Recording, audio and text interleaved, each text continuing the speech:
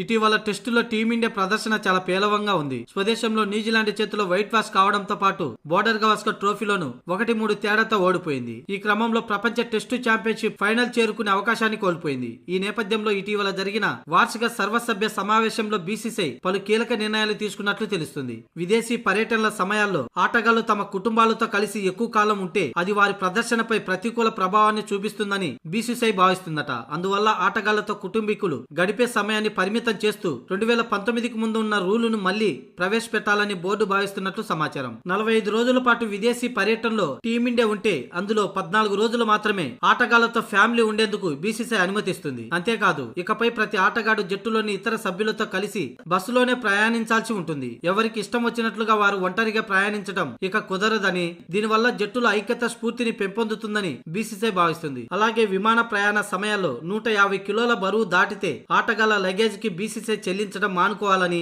ఆ ఖర్చును ఆటగాళ్లే స్వయంగా భరించాల్సి ఉంటుందని బీసీసీఐ కొత్త నిబంధనలో అమలు చేసే అవకాశాలు కనిపిస్తున్నాయి. అలాగే ఆటగాళ్లకు పనితీరుపై వేరియబుల్ పే స్ట్రక్చర్ ను ప్రవేశపెట్టాలనే ప్రతిపాదనను బీసీసీఐ సూచించింది. వేరియబుల్ పే సిస్టమ్ అంటే ఆటగాళ్లు జవాబుదారుగా ఉండడం, అంచనాల కంటే తక్కువ ప్రదర్శన ఉంటే ఆటగాడి సంపాదనలో కోత ఉంటుంది. సిరీస్ లో పేలవమైన ప్రదర్శన చేస్తే ఆటగాళ్ల చెల్లింపులో బీసీసీఐ కోత విధిస్తుందన్నమాట. ఈ వేరియబుల్ పే స్ట్రక్చర్ అనేది కొత్తది కాదు. దాదాపు కార్పొరేట్ కంపెనీలు ఏటా తమ ఉద్యోగులకు ఈ విధమైన సిస్టమ్ ను బేస్ చేసుకుని చెల్లింపులు చేస్తుంది. ఇప్పుడు ఈ వ్యవస్థను బీసీసీఐ త్వరలో క్రికెట్ లోకి అమల్లోకి తీసుకురాబోతుంది. ఇక ఎలా ఆడినా డబ్బులు వస్తాయనుకుంటే ఆటగాళ్ళకి ఇక కుదరని పని. ఆటపై శ్రద్ధ వహిస్తూ వ్యూహ రచనతో తమ ప్రదర్శనను మెరుగుపరుచుకుంటేనే జట్టులో స్థానంతో పాటు ఆదాయం వస్తుంది.